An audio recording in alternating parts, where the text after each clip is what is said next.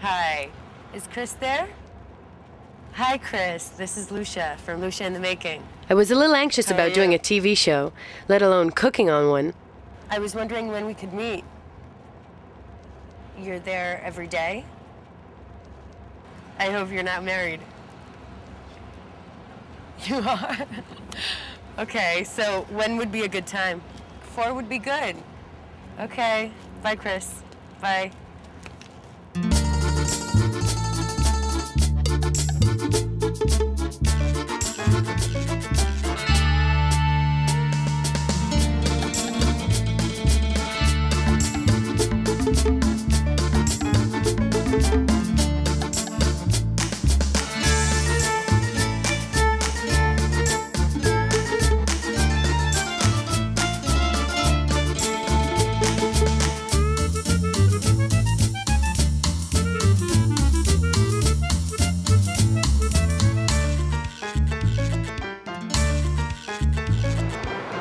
Okay, I have to admit I was a little excited to meet all these culinary geniuses, but there were so many questions lingering in the back of my mind. What should I wear? How can you tell an Ecuadorian shrimp from a local one? And would I even be able to get a date if I indulged week after week on such decadent diet? Come and sit down. It's so comfy, huh? It's very warm. It is. It is. I know that this is a landmark restaurant in Tribeca. Well, Moache was open in 1985, so we're entering our 20th year now. You know, Tribeca at the time was nobody there. It was kind of no man's land. Even customers were afraid to come down here. It was kind of a challenge when we first opened.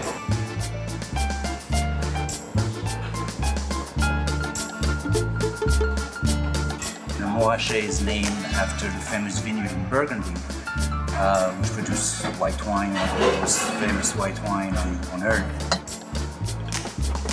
Welcome to our little wine cellar here. This is what I would call a real working cellar. This is the namesake of the restaurant, Moache.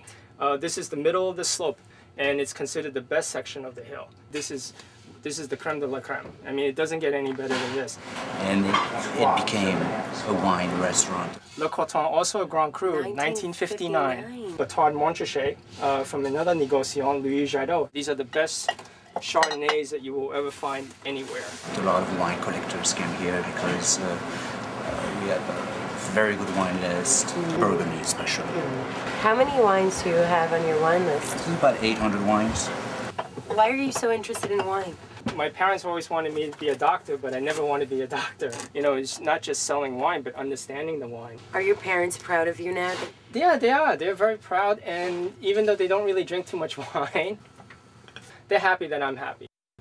What's the oldest bottle that you have in the cellar? The oldest bottle? We have some old Madeira. There's one here. It's from 1863, but these wines, Madeira, basically, they really don't change that much anymore. We serve it by the glass. For 50 bucks, it's actually not a bad thing to try. 1863? 1863. Every single bottle here, it's almost like a living being in itself. It has its own life. Basically, our wine inventory is about $1 million. So this is the extraordinary wine list. That's correct. And there's also an extraordinary menu. Look, at this point it would be a good opportunity for you to meet the chef. Hello. Hello. Hi. How are you? This is Chris. Lucia. Happy to meet you. How are you? So I finally meet the big guy. And it's a value on everything. Great. He seems just as warm as the restaurant itself. Can we look at the... There must be something more to him than meets the eye. What kind of cuisine is Moache? I would say it's contemporary French-American food based on classic techniques. Very wine-friendly food. Wine-friendly food. Well, yeah, with this wine list, you gotta be friendly. It has to be, right? Would you like to look at the kitchen? Yeah, definitely.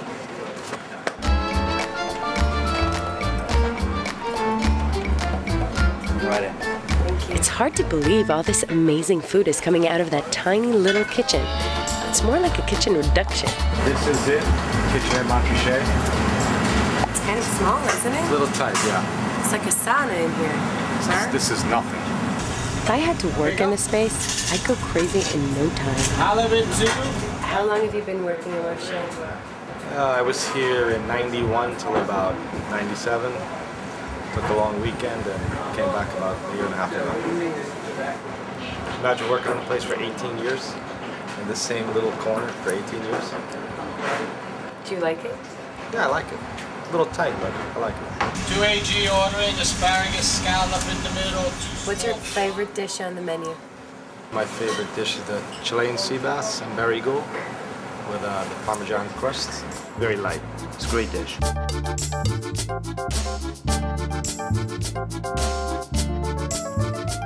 John Foy is coming in.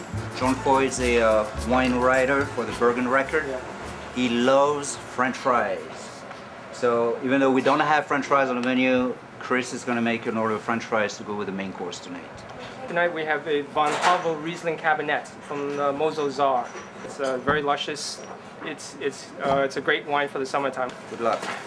Today is Monday, and today is a special day. It is. We became a restaurant for wine collectors to come in. They've been so loyal to us for the past 20 years that it's kind of give it back to them. Opening our doors and say, hey guys, bring your own wine. People come with their own wine and they're having a great time. They order tasting menus and we serve their wine. And they share it with other people. Sometimes it happens. Almost 90% of the tables bring their wine, so they're curious to see what the neighbors are bringing. It's when the lights come down that the true colors of the kitchen shine.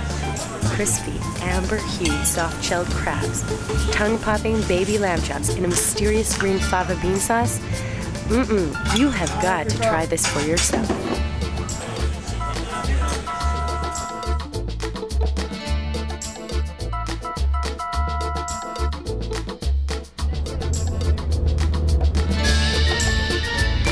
I knew after meeting Chris I had to find out more about him, see him in his real home. I have to say, I kind of like having an excuse to be nosy. I especially had to find out if his family gets to eat as well as his customers, or does his toe come off when he's off. Hi, Chris. Come on in. Who is this? This is my little girl, Samantha. Come on in. I was hoping he would have something interesting to offer. Want a beer? Beer would be nice. It would suck if there were no on-air chemistry. What made you go into cooking? Cooking I started when I was in high school. I was forced to go to technical high school, and I hated it. I was terrible at it. I had no idea what a chef really was at that point, none whatsoever. We were just cooking steaks and stuffed shrimp and stuff like that, not even doing it good. Then I went to CIA in 1980, graduated in 82, been in the city ever since. What do you cook for dinner? Yeah, half the time if I eat a bowl of cereal, I'm happy. The birds, I went to a friend of mine's house and I was amazed at the way the bird just like flew from his cage to the owner and stayed there and ate off his finger and picked his face a little bit. Do they make a lot of noise? Lots of noise.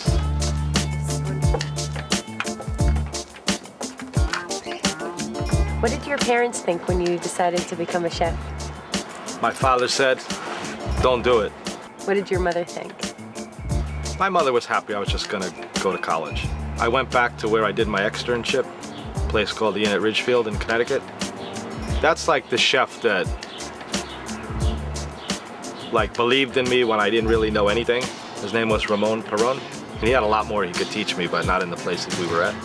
He just sent me to New York, and I stayed there ever since. It's a great, exciting place, food capital of the world, and that's where I am now. So it's kind of like become your family there, hasn't it? Yeah, I guess you could call it family. Is it a good family? Yeah, it's a very nice family. So I should wear my best dress. You should wear your best dress. Good, I'm excited. Give me a cheers. That makes two of us. Is it true that men who cook are sexy? I'm not really in the business of judging men, but that's more up your alley. I think women that cook are sexy. I think women that play guitar are sexy. I think women that ride motorcycles are sexy. I want to hear a little about your dating life, man. Now that I'm getting slightly drunk, I think it's time. Everything is about basics, you know? Simplicity. I had a chef once in CIA. He said, if you can't boil the water, you're not going to be able to cook the pasta, right? Very simple, right? Can you boil the water? Can I boil the water? That's my question. Then what's the next question? Are you gonna get in the tub? Yeah. What is this? This is real food. Chicken wings, pork chops. Whoa. Got a pig's foot here. A what? Pig's foot. Can I see it?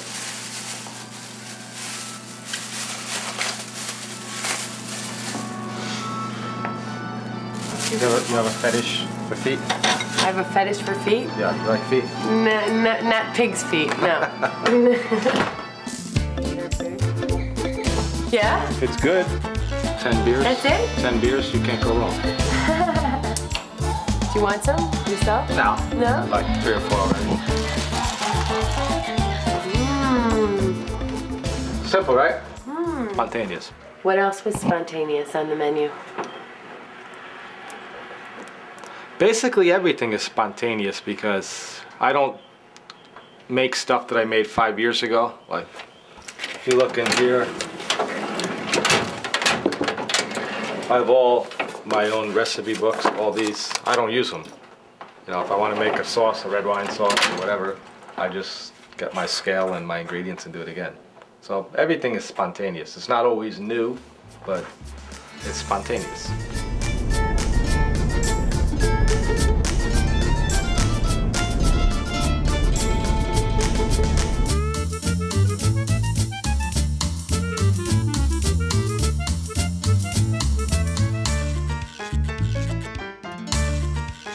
Well, it's showtime. I was a little nervous. I couldn't wait to christen my kitchen. Hi, Chris. But I had a feeling this was going to be much less painful than my first time. God, imagine if while you were losing your virginity, the guy made you a gourmet meal. Something that you made up? Yeah, something summary for today. The first dish is going to be grilled Ecuadorian shrimp with white beans, hot and sour onions, wilted arugula, and aged balsamic vinegar. Let's do it. Start with the shrimp stock. How do you make shrimp stock? You have to make the mirepoix first, which is the carrots, celery, onions, garlic, herbs, and you use the shrimp heads. Start with a little more olive oil. Add the shells. Just want to cook these shells until they're red. You want to leave a little room to cook your vegetables too. Little veg stock. Cook that for about an hour. Strain it. You could use water if you wanted to too. This is for the white beans. Yeah. And the beans, they have... Now you do whatever you want. You want to throw lobster in there, you want to throw black truffles in there. You need the base. Then we have to do the hot and sour onions. All right. Let them get soft a little bit. So we're gonna add some white vinegar to this. 1.5 tablespoons of sambal. It's a Korean chili. Just let that cook down until it's dry. And it's ready. Chris is cool and effortless. But under the calm facade, drama is boiling, simmering up to the surface like a bottle of olive oil left unattended over a hot stove.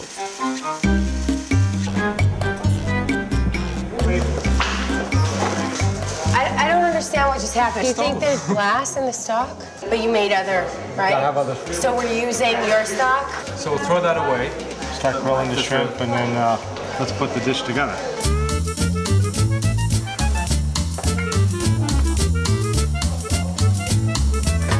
Wow, that bottle just couldn't take the heat. Thank God he brought 2 of everything. But I must say, it's not easy to ruffle this guy's feathers. Right now we're peeling the shrimp. For the marinade, you want to just add a little bit of salt, peel from the lemon. Wow. And a little bit of lemon juice. Now we're going to just put them on the grill. The shrimp was sizzling, the arugula wilting, and I had time to notice Chris's very Yamamoto clogs. I looked at your clogs, man. Are you into fashion? Can't you tell? Yeah, you're very fashionable. You look like a nurse. I definitely don't feel like a nurse.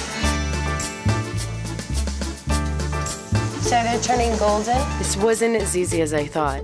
I was starting to sweat, my makeup had to be retouched constantly, and I was getting more than a little hungry. But Chris was still laid back through the whole thing. Everything we did today, you could do the day before. Because you want to have time to drink too, right? You don't want me to stay in the kitchen all day. To a great dinner with a bunch of good friends. Cheers. The hypnotic aroma of hot sour onions and white beans is gently taking over the entire loft. Now we'll bring our white beans. Which means our guests are going to be arriving soon. This is 25-year-old balsamic vinegar. Put them in there. Put that on the top.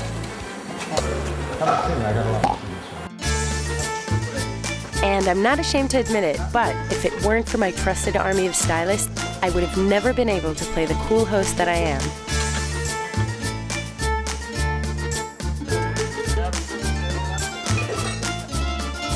Now's the time to apologize to my vegetarian brother. We're gonna stuff a saddle of lamb with fresh herbs and leg of lamb. First thing we're gonna do is take off a little of the fat. Are you into low carb, Atkins, South Beach? If you need one, do it. That's my opinion. We're gonna stuff this with the stuffing. Okay. We're gonna put a little stuffing here. We're gonna put one of these here. Okay. A little salt, pepper. My mother's watching right now. She'd be like, "What are you doing with all that salt?" A little olive oil in the pan. Get the pan very hot.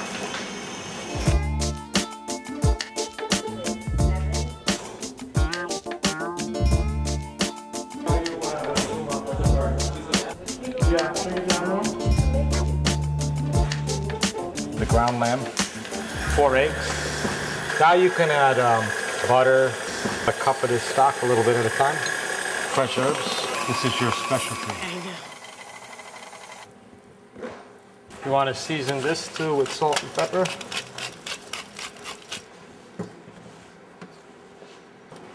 Put a little of the stuffing here. Take your little fillets. Fold over your flaps. Fold over your flaps.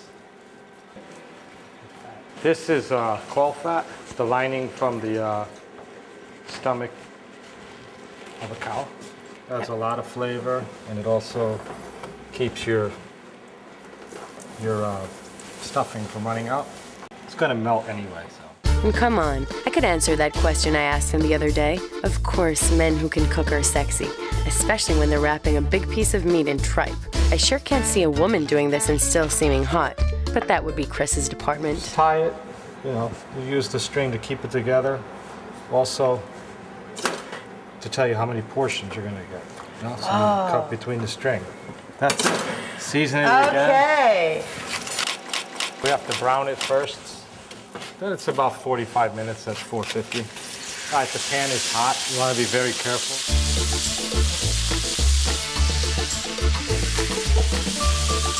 So, who's coming for dinner tonight? Albert, my sous chef at Montrachet, and Troy, one of the wine experts at Montrachet. Troy, do you spend a lot of time in the kitchen? I'm the best cook who never wore white. It's pretty nice now, right? That's beautiful. Put it in the oven for 45 minutes. All these talented men. This gig could be great for my social life. And I could definitely get used to eating like this. Here we have celery root, red peppers, Swiss chard stems, butternut squash, turnips, cauliflower, artichoke, scallion, and quartered cherry tomatoes, little fresh garlic, yellow and green squash, and some fresh fava beans that we blanched. I totally have to supply this barigol next Thanksgiving. It'll be the only thing in our meal that has any semblance to healthiness. With some consomme and a fresh bouquet of herbs. And besides, my Canyon Ranch addicted mother would probably like it because it's even better than all that spa cuisine. Cook it about 20 minutes and we're ready to go. I told him to bring a couple of friends. He invited 7. Let the party begin.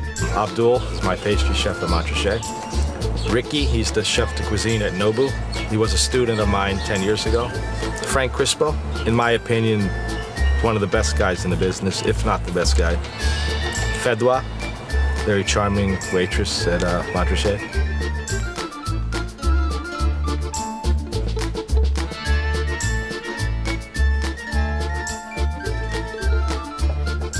Oh my God. How many people are here? How many people are here? 1, 2, 3, 4, 5, 6, 7, 8. That's it.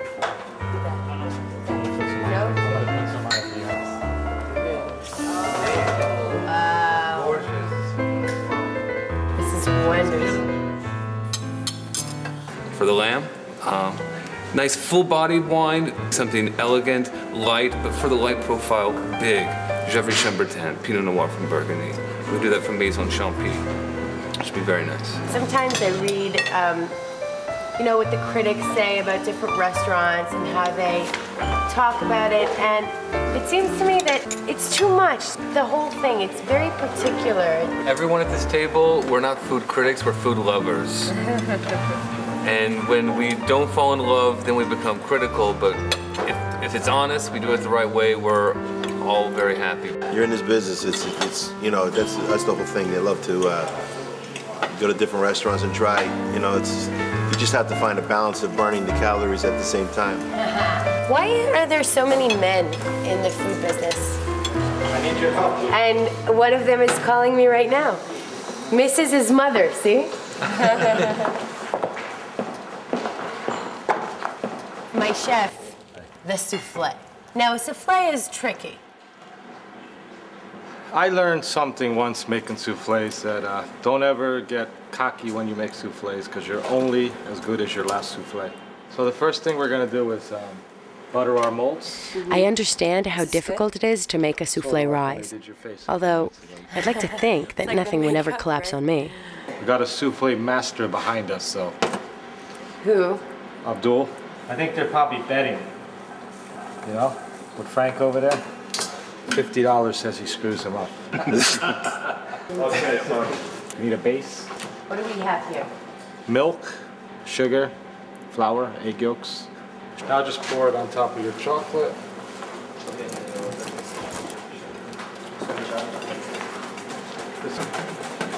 Gonna put the egg whites here. Let them whip a little bit, and we're gonna add a little bit of sugar. Ready? Our egg whites are ready. See when they stick in the whip? They're ready.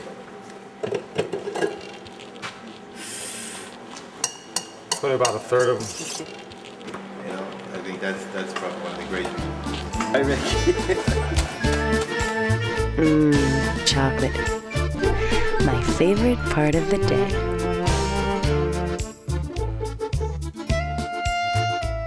All the sugar that went into the crème anglaise, and eggs and cream and more sugar. I wouldn't recommend this to someone with a heart problem, especially if consummation is going to follow the consumption. Chocolate souffle is not that heavy. It's chocolate, but it's not like ultra rich. There's a lot of eggs, there's a lot of air. It's going to be a nice, refreshing Canadian ice wine from the Niagara area. So it's kind of appropriate because we think about souffles about being romance, and we used to go to Niagara Falls for our honeymoon, so. Wow. Sorry to be cheesy, but you know that. Oh, here's to the honeymoon. Honeymoons and souffles. May it never end.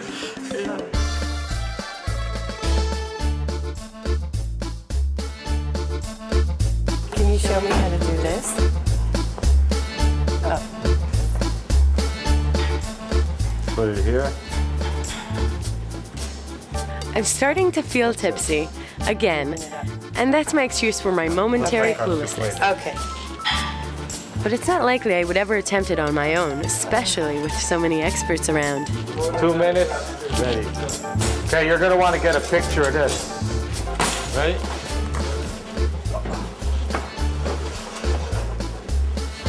Wow.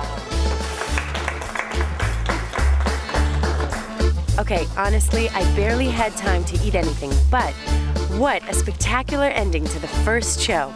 Although, I don't know if I should get too cocky about this. When it comes to television, you're probably only as good as your last episode. What's my favorite dessert? Yeah. A kiss. That's my favorite appetizer. 80 seconds.